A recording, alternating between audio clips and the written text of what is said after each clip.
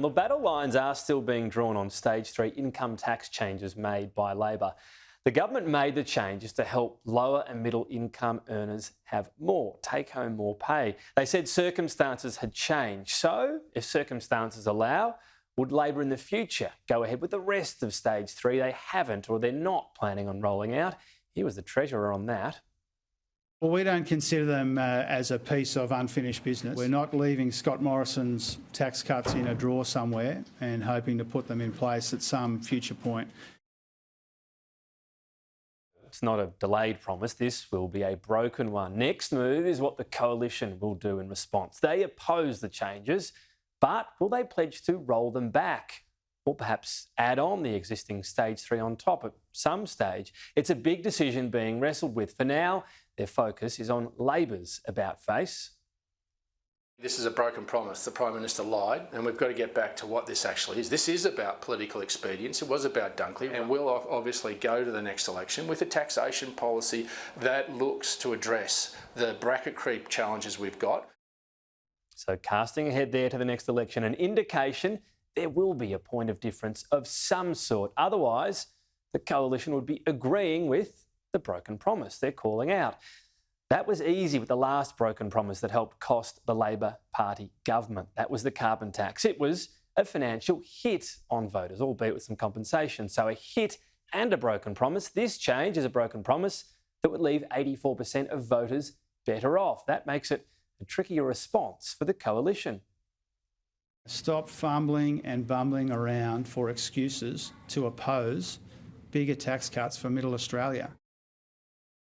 Like every policy, this change will mean different things in different electorates. If the Liberal Party pledges a rollback, for example, of the lower and middle income tax cuts, that would make it harder for them to win in the outer suburbs they are targeting. One of those is Dunkley. But keeping the other parts of stage 3 could help them in higher income Teal seats. Teal MPs already wary of the threat that full support of the changes, Labor's changes, could pose to them. The sense I'm getting from the people in North Sydney is they can understand why this makes sense in the short term, but they're very concerned about the longer term reform that the stage 3 tax cuts were supposed to be the final part of. I've already got 1,200 survey responses and I'm trying to get more because I'm really trying to get a sense of, as a community independent, what do my community want me to do on this? Because it's fundamentally different to the choices that they had at the election. This time around, the Teal votes don't technically matter in Parliament. What the Teal MPs do on this will be noted by their constituents, and what they do if they're still in their seats after the election will matter as well if it's a hung Parliament. The government also knows it will have a trust problem when it says there are no other plans for other tax changes they've previously ruled out. So there was new language today. When asked about negative gearing changes, the previous line was no changes. Now, we're not contemplating or considering resurrecting the policies that we took to the 2019 election. We're not contemplating other areas.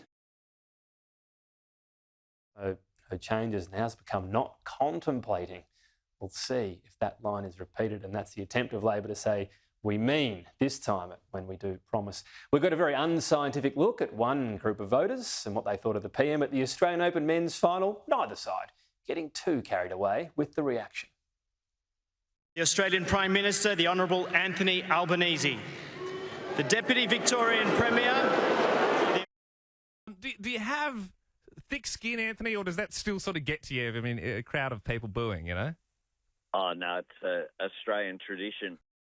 A small focus group at the Australian Open last night, I suspect, on the broken promise and the lie that the Prime Minister had been making for the last week.